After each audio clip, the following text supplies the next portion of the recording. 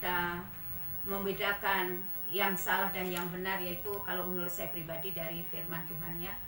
Dan bagaimana untuk kita bisa mendapatkan kebenaran itu supaya kita bisa dimerdekakan ya. Kalau untuk saya pribadi, kita harus lakukan apa yang menjadi perintah Tuhan ya. Kita berdoa, membaca firman yang pasti ya. Jadi jangan kita seringkali membaca firman hanya di saat hari Minggu, di saat dengar khotbah dari Bapak Gembala kita buka Alkitab. Kalau enggak.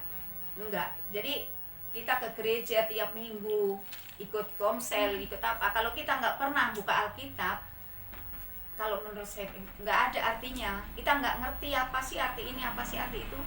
Bahkan sering kita lihat, bahasa saya sendiri juga dulu waktu saya belum suka membaca ya, Alkitab kita bisa licin bersih kalau pulang dari gereja, tapi kalau mau berangkat gereja minggu yang akan datang udah kena debu karena nggak pernah kita pegang. Kalau sekarang sekalipun itu ada yang kelipet-lipet, ada yang rusak, ada coret-coret, tapi saya lebih bangga yang kelipet-lipet sekarang daripada yang dulu selalu bagus seperti ini, yang ada hanya debu. Tapi saya kalau dibilang orang, misalkan kita bermasalah, kita curhat sama orang yang udah kenal firman Tuhan, tapi giliran dinasihati kita nggak nerima karena kita nggak mengerti. Kita selalu, paling aku kalau curhat sama kamu jawabannya gitu. Udah doa, hanya Tuhan yang tahu, hanya Tuhan yang memberikan jawaban. Kita jenuh jawaban hanya seperti itu, kan gitu. Tapi setelah saya puji Tuhan, ya ada lownya juga sih. Tapi sering enggaknya suka baca firman Tuhan. Sedikit-sedikit saya bisa memahami di sini, dan ternyata hanya firman Tuhanlah jawaban dalam segala-galanya dalam hidup kita. Makanya dikatakan hanya kebenaranlah yang bisa memerdekakan kita.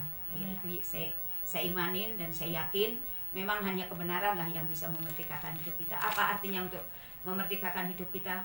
Ya hanya firman Tuhan yang bisa memberikan kemenangan dalam hidup kita. Mungkin dalam kita menghadapi permasalahan, mungkin kita dalam merasakan ada kekhawatiran, apapun itu yang kita alami, tapi hanya kebenaran yang bisa memberikan kemenangan. Jadi mari kita belajar untuk terus meraih kebenaran supaya dalam hidup kita dimerdekakan oleh kebenaran itu. Dan untuk mencarinya, mari kita untuk taat, setia, berdoa dan baca firman Tuhan. Sekalipun kita nggak mengerti ya baca firman Tuhan, saya di dalam firman Tuhan dari perjanjian lama sampai ke perjanjian baru, saya sudah sampai saat ini di Korintus, tapi belum memahami. Tapi saya tidak jenuh, saya akan tetap baca, biarin Tuhan yang akan berikan saya pemahaman. Padahal dulu yang dari Ibrani sampai Wahyu udah saya baca, terus saya nggak enak, saya ambil dari Kejadian, pengen saya sampai pada akhir, dan ternyata sampai saat ini saya baru nyampe di Korintus. Tapi saya juga hanya satulah yang bisa saya pahami. Kadang suka sampai bawa buku, misalnya kayak tadi yang dibilang Ibu, Ibrani 10 ayat 25. Oh ini kata-katanya, supaya itu bisa saya ingat. Misalnya di mana? Oh Matius 6 ayat 25 sampai ke 33 tentang kekhawatiran. Oh ini seperti itu saudara ya. Tapi saya katakan saya tidak akan merasa jenuh dan tidak akan merasa bosan, sekalipun saya hanya seperti baca baca koran ya, karena saya percaya kalau firman Tuhan ini adalah hidup. Sekalipun kita tidak mengerti, tapi kita mau terus belajar.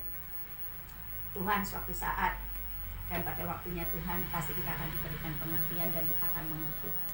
Jadi marilah kita terus belajar untuk memahami firman Tuhan dan untuk baca firman Tuhan, karena hanya inilah jawaban dalam hidup kita. Terima kasih, Tuhan Yesus memberkati.